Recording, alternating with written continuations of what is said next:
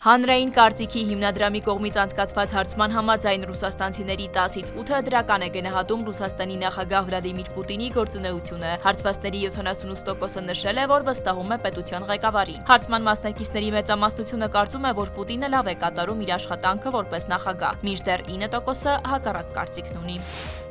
Նախագահ Պուտինը մեղադրել է Եվրոպային Ռուսաստանի և Ուկրաինայի միջև հրադադարի չհասնելու համար, նշել եվրոպական երկրները անընդհատ սրում են հակամարտությունը։ Պատասխանատվությունը առաջին հերթին Եվրոպայինն է, որն անընդհատ սրում է հակամարտությունը։ Ըստ Պուտինի, եվրոպական իշխանությունները շարունակում են հիստերիա հրահրել և պնդել, որ ռուսների հետ պատերազմը գրեթե շեմին է։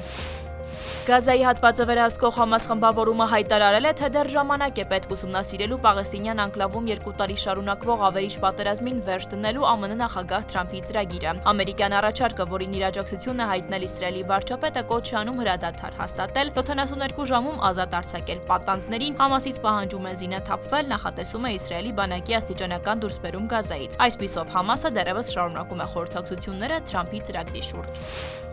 Ռուսաստանի փոխվարչապետ Ալեքսեյ Օվերչուկը կայցելի Ադրբեջան, ադրբեջանական ԱՊԱՆ է հայտնում վկայակոչելով դիվանագիտական աղբյուրը։ Օվերչուկը կմասնակցի Բաքվում Ադրբեջանի, Ռուսաստանի եւ Իրանի կառավարական պատվիրակությունների եռակողմ հանդիպմանը։ Հանդիպման օրակարգի վերաբերյալ մանրամասներ չեն հաղորդվում։